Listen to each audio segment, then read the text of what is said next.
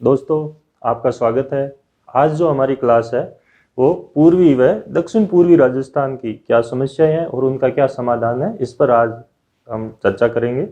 आप लोगों को लगभग ये हमारा इसके बाद कुछ ज़िले बचेंगे, अजमेर, अलवर, टोंक और जयपुर, उनकी एक क्लास और अपने इस पे रहेगी।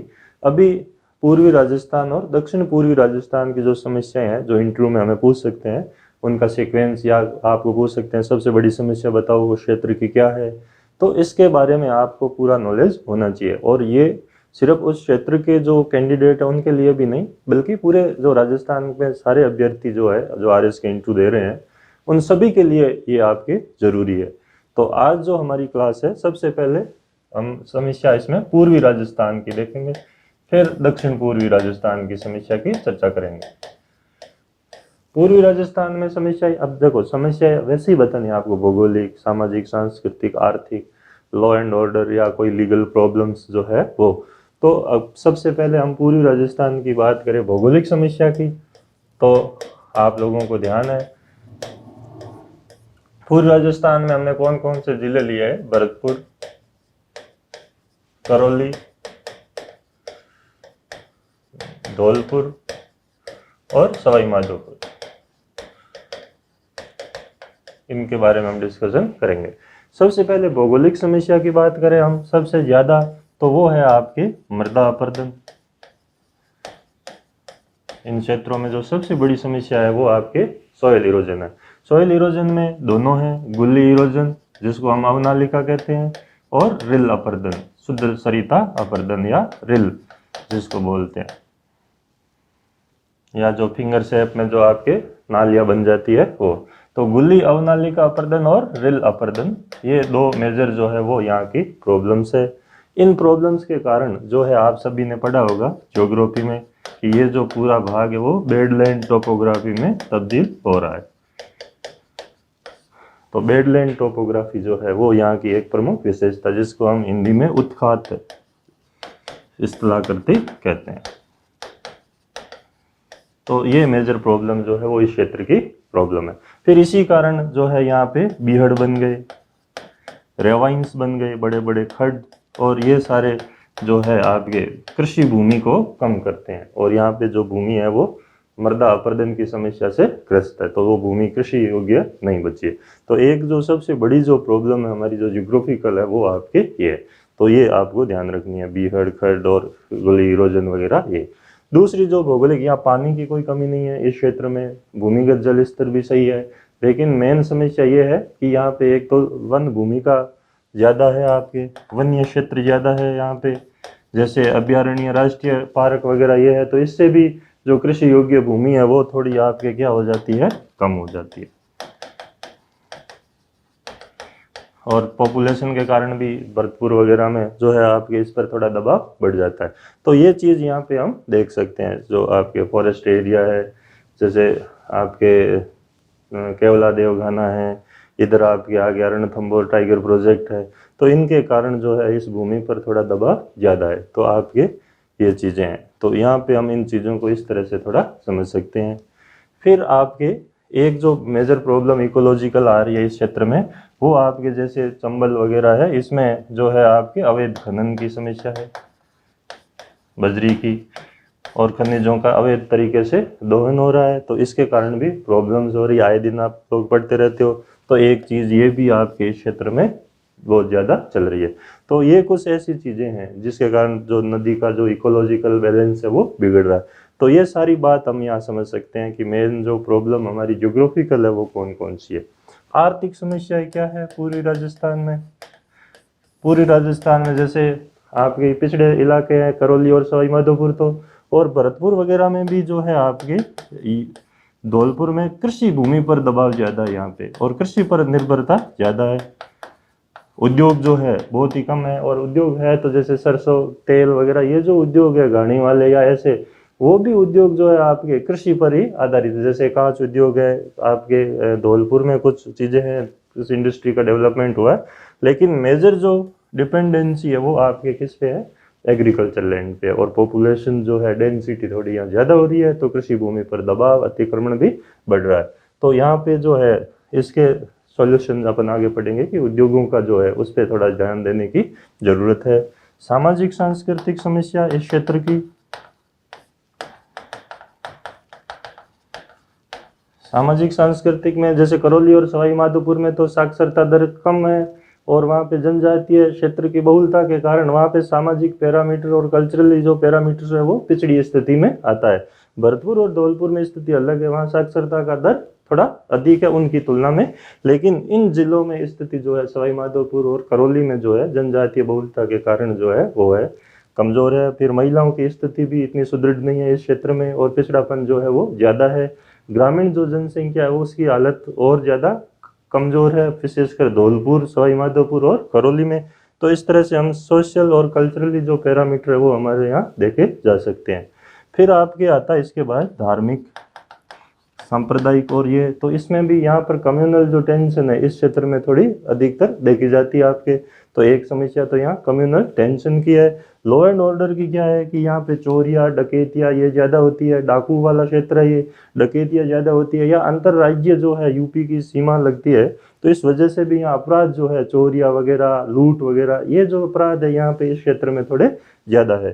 फिर आपके ये इस जो क्षेत्र की एक और बात है वो आपके हम यहाँ देख सकते हैं कि जैसे स्मगलिंग वगैरह इनसे ये क्षेत्र जो है वो आपके मुक्त है, लेकिन यहाँ पे जो मेन है वो टेंशन जो तनाव की स्थिति है, जो आप देखते हो पॉलिटिकल मूवमेंट होते हैं, राजनीतिक आंदोलन, चाहे वो रिजर्वेशन को लेकर हो, तो इस वजह से भी लॉ एंड ऑर्डर की एक बहुत बड़ी प्रॉब्लम जो है वो यहाँ क्रिएट होती रहती है इस क्षेत्र में, जो हम सभी देखते हैं।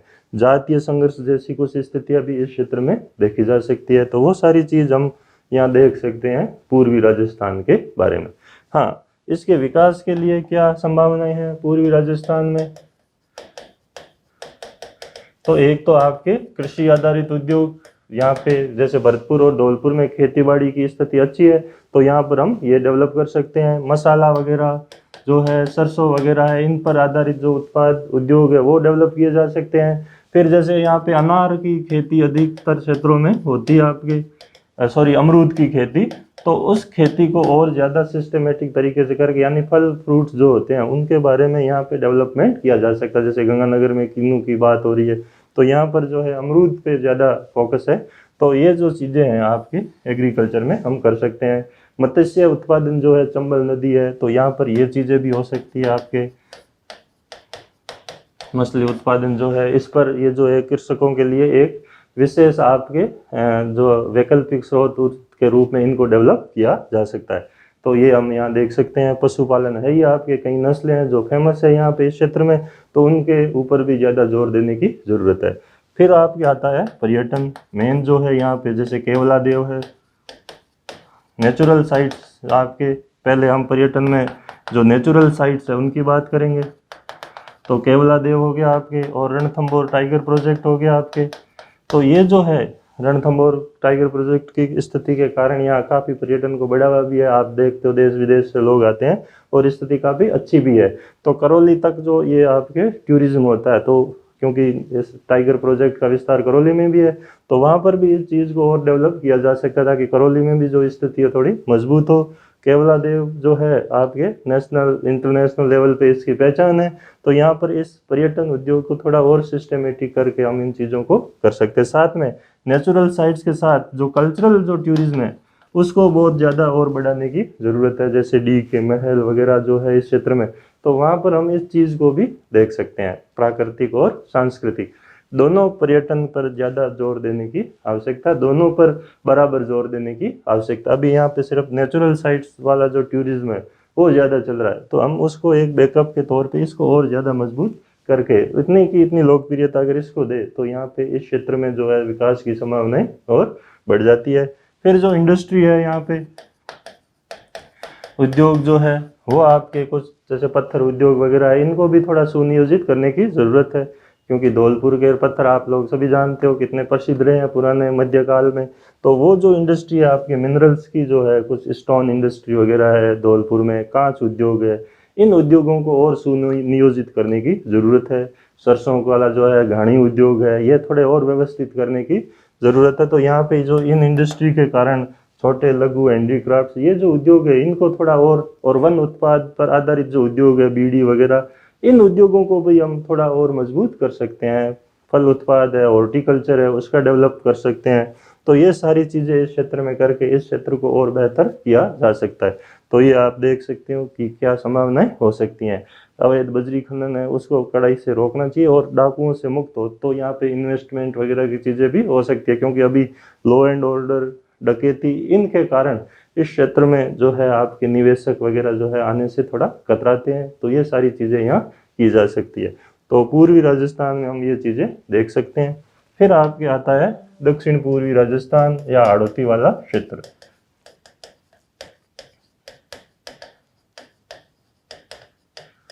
तो दक्षिण पूर्वी राजस्थान या हाड़ौती वाला जो क्षेत्र है हमारा, उसमें आप देखोगे तो कई समस्याएं लगभग एक जैसी है। जैसे भौगोलिक में वही अपर्दन वाली समस्या यहाँ पर भी है सेम, आपके अवनालिका अपर्दन और वही भूमि अपर्दन की समस्या, और उसके बेडलैंड टोपोग्राफी जो है वो यहाँ पर भी देख सकते हैं।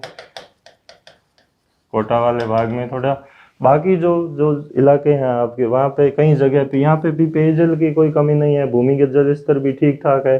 तो वो समस्या इस क्षेत्र में कम है। और झालावाड़ वगैरह में आप सभी जानते हो बारिश भी बहुत ज़्यादा होती है, तो नदी नालों वाला क्षेत्र है। लेकिन यहाँ पे क्योंकि ये भाग अधिकतर आपके कैसा है, पठारी क्षेत्र है। तो पठारी क्षेत्र है तो एक कृषि की जो एक कुछ सीमाएं आ जाती है। यहाँ कुछ जैसे मसाले हैं, अफीम है, ये कुछ चीज़ें यहाँ उत्पादित होती है। बाकी जो फसलें हैं उस पर थोड़ा सा क्या होती है, उनकी लिमिटेशंस आ जाती है जब पठारी या पहाड़ी क्षेत्र हो तो इस चीज़ के कारण यहाँ पर भी जो है आपके कृषि भूमि जो है उस पर काफ़ी दबाव है, पॉपुलेशन का भी दबाव है, जनसंख्या का भी। और पठारी भूमि, पथरीली भूमि होने के कारण जो है यहाँ पर कुछ ये समस्या नेचुरल है, जो प्राकृतिक या भौगोलिक समस्या है। फिर हम इसके बारे में जो दूसरी बात करते हैं यहाँ पर इस क्षेत्र की, तो ज्योग्राफिकल तो आपको यही ध्यान रखनी है, मेजर जो प्रॉब्लम है। बाकी जो यहाँ पे आर्थिक जैसे समस्या है इस क्षेत्र में, तो यहाँ पे हम देखते हैं कि कोटा, बारां, बूंदी, झालावाड़, इन क्षेत्रों में सबसे जो ज़्यादा डेवलपमेंट है वो सिर्फ कोटा का ही हुआ है, और बाकी जो ज़िले हैं वो काफ़ी पिछड़ेपन की स्थिति में है हाड़ौती अंचल में। तो उनको भी बराबर लाना है कोटा में। कोटा जैसे एजुकेशन हब के, शिक्षा के कारण है, कोचिंग संस्थानों के कारण है, या फिर यहाँ साक्षरता दर भी बहुत ज़्यादा है। लेकिन बाकी जो ज़िले हैं उनमें ये चीज़ें कम दिखाई देती है। इंडस्ट्री जो है, मेजर इंडस्ट्री है आपके कोटा में है, चाहे सीमेंट की हो चाहे और हो। बूंदी में केशोराय पाटन को छोड़ दो या कुछ आपके थर्मल पावर स्टेशन है उनको हटा दिया जाए, तो बाकी जगह जो इंडस्ट्री की जो स्थिति है वो काफ़ी कमज़ोर है।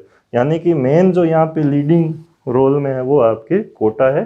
तो बाकी ज़िलों को इसके बराबर लाने का प्रयास होना चाहिए। और उनमें जैसे मसाला है, इन पर आधारित जो उद्योग है, फूड प्रोसेसिंग वगैरह, इस पे ज़्यादा जोर देने की ज़रूरत है, क्योंकि ये मसालों के लिए प्रसिद्ध क्षेत्र है। फिर आपके यहाँ पे कपास जो है उसके बारे में भी सोचा जा सकता है, और अफीम वगैरह जो है वो भी एक महत्वपूर्ण है, मालवा के पठार से लगने के कारण ये पूरी बेल्ट जो चित्तौड़गढ़ तक है आपकी। तो यहाँ पे इकोनॉमिक रूप से जो चीज़ें हैं वो ये है। खनिजों से ये इलाका भरपूर है, लेकिन इन खनिजों का पूरा उपयोग जो है वो सही तरीके से नहीं हो पा रहा है। इसलिए इन खनिजों पे आधारित कुछ उद्योगों को छोड़ के बाकी कोई उद्योगों का यहाँ विकास नहीं हुआ है। तो उन उद्योगों को यहाँ पे विकसित किया जा सकता है हाड़ौती अंचल में। तो ये आप देख सकते हैं। सामाजिक सांस्कृतिक समस्या में कई पिछड़े क्षेत्र, जैसे बारां में शहरी जनजाति वाला इलाका है आपके, तो वहाँ पर स्थितियाँ अलग है आपके, वो बहुत ही ज़्यादा पिछड़ेपन वाली स्थिति में। अगर कोटा के कुछ भागों को छोड़ दे तो बाकी जो जिलों में है, जनजातीय क्षेत्र भी है आपके, ऐसे क्षेत्र भी है, शहरिया क्षेत्र भी है, तो वहाँ पर पिछड़ेपन की स्थिति है। सोशल, कल्चरली, इकोनॉमिक पैरामीटर जो है वहाँ पे उन पर्टिकुलर एरिया में बहुत कमज़ोर है। तो उन पैरामीटर्स को और मजबूत करने की ज़रूरत है। तो वो आप यहाँ देख सकते हो। साक्षरता दर बाकी जगह कम है, कोटा को अगर छोड़ दिया जाए तो वो चीज़, लिंगानुपात कई जगह पे बहुत कम है, कई जगह पे ठीक स्थिति में। तो वो जो इम्बैलेंस की स्थिति है इस हाड़ौती अंचल में, उसको हम संतुलित कर सकते हैं। आप पर्टिकुलर जिले का भी पैरामीटर्स देख लेना, ताकि इंटरव्यू में आपको पूछ ले कि झालावाड़ में लिंगानुपात क्या है, बूंदी में क्या है, बारां में क्या है, कोटा में क्या है। तो आपको वो जो पैरामीटर्स है पूरे आपको थोड़े बहुत देखने पड़ेंगे। तो क्योंकि आप पर्टिकुलर अगर इनमें से किसी जिले के हो तो आपको उसके बारे में तो पूछेंगे ही। तो ये सारी चीज़ हम देख सकते हैं कि भाई खनिजों की प्रचुरता है, लेकिन इतने उन खनिजों की मात्रा के अनुपात में या उद्योगों का जो विकास है वो आपके नहीं हुआ है, तो वो करने की ज़रूरत है। तो ये चीज़ें सोशल इकोनॉमिक जो पैरामीटर है उनको और सुधारने की आवश्यकता है यहाँ पे। और ज्योग्राफिकल जो प्रॉब्लम है वो तो है ही। हाँ, जैसे यहाँ थर्मल पावर की संभावना बहुत ज़्यादा है, छबड़ा वगैरह यहाँ पे है ही, आप सभी जानते हो, झालावाड़ में भी है, कोटा में भी है। तो इस चीज़ को और यहाँ डेवलप करने की आवश्यकता, ताकि एक बिजली की आपूर्ति भी बनी रहे और ये संभावनाएं उनका पूरा दोहन किया जाए आपके इस क्षेत्र में।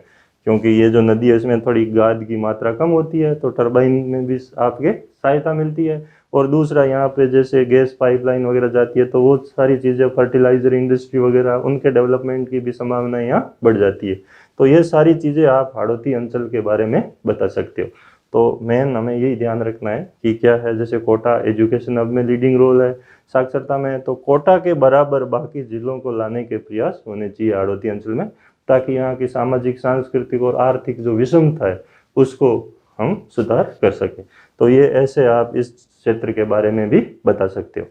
फिर आपके जैसे कुछ विकास कार्यक्रम है, जैसे अपन ने भरतपुर पूर्वी राजस्थान पढ़ा, तो डांग जो आपके पहाड़ियाँ जो मुड़ी हुई या छोटी बिखरी हुई पहाड़ियाँ, वो क्षेत्र डांग क्षेत्र कहलाता है। डांग विकास कार्यक्रम चल रहा है, मेवात क्षेत्र विकास कार्यक्रम चल रहा है। और इस क्षेत्र में भी पर्टिकुलर जो पठारी भाग है यहाँ पर भी बाकी जैसे शहरिया क्षेत्र के लिए विकास कार्यक्रम चल ही रहा है, जनजातीय उप योजना वगैरह है, लेकिन बाकी जगह भी ऐसे कुछ क्षेत्रीय विकास कार्यक्रमों को अपनाए जाने की यहाँ पर भी आवश्यकता है, जो हाड़ौती अंचल है वो आपके। तो यहाँ पे हम ये सारी चीज़ें देख सकते हैं। हैंडीक्राफ्ट, पर्यटन, टूरिज्म, इनकी संभावना इस क्षेत्र में भी ज़्यादा है आपके। और आपके हस्तशिल्प वगैरह ये भी यहाँ पर संभावनाएं। तो ये सारी चीज़ें जहाँ पे संभावना है, इनका ज़्यादा दोहन करने की ज़रूरत है। तो कृषि पर जो निर्भरता है वो आपके कम करके जो पैरेलल जैसे इंडस्ट्री है वो आपके यहाँ डेवलप होनी चाहिए। सिर्फ शिक्षा क्षेत्र वाला उद्योग ही नहीं, बाकी जो आपके उद्योग जो है, खनिजों पर आधारित उद्योग है, उनको यहाँ विकास कराने की आवश्यकता है। क्योंकि ये कनेक्टिविटी अच्छी है, रेलवे लाइन वगैरह सब है यहाँ पे, तो उस कनेक्टिविटी का यहाँ फ़ायदा उठाना चाहिए। मत्स्य उत्पादन, मछली पालन जो है वो इस क्षेत्र में पूरा सुनियोजित करने की ज़रूरत है, क्योंकि अभी तक उस पर भी जो है आपके पूरा प्रॉपर ध्यान यहाँ दिया नहीं गया है। और इस पर अगर ध्यान दे तो यहाँ पर भी एक इनकम के जो आपके सोर्सेज है, वैकल्पिक जो है वो यहाँ डेवलप हो सकते हैं। तो आप जैसे पश्चिमी राजस्थान में देखते हो तो हमें वहाँ जो आपके पशु उत्पाद और उन पे ज़्यादा जोर देने की ज़रूरत है। तो यहाँ पे आपके कृषि और उद्योगों पर, खनिजों पर, इन पर ज़्यादा जोर देने की आवश्यकता है। तो यहाँ पे ये चीज़ें थोड़ी उससे थोड़ी सी अलग है, जो पश्चिमी राजस्थान, उत्तरी राजस्थान के बारे में हम पढ़ते हैं या पूर्वी राजस्थान के बारे में पढ़ते हैं। तो ये जो दोनों टॉपिक हुए आपके, एक तो पूर्वी राजस्थान और एक आपके दक्षिण पूर्वी राजस्थान। समस्याओं में यहाँ सांप्रदायिक समस्याएं भी है, इस क्षेत्र में भी कम्युनल टेंशन जो है वो अधिकतर होती रहती है आपके। और दूसरा नारकोटिक, ड्रग ट्रैफिकिंग, जो अफीम वगैरह है, उसकी भी समस्या यहाँ हम देख सकते हैं। मेजर जो प्रॉब्लम है इस क्षेत्र में जो है वो आपके कम्युनल टेंशन है, चाहे वो राजस्थान का दक्षिण पश्चिमी राजस्थान हो या फिर आपके ये हो चित्तौड़गढ़, भीलवाड़ा से लेके और कोटा तक, ये जो भाग है यहाँ पे, ये जो है एक लॉ एंड ऑर्डर के लिए बहुत बड़ी चुनौती रहती है, जो आपके कम्युनल टेंशन के रूप में रहती है।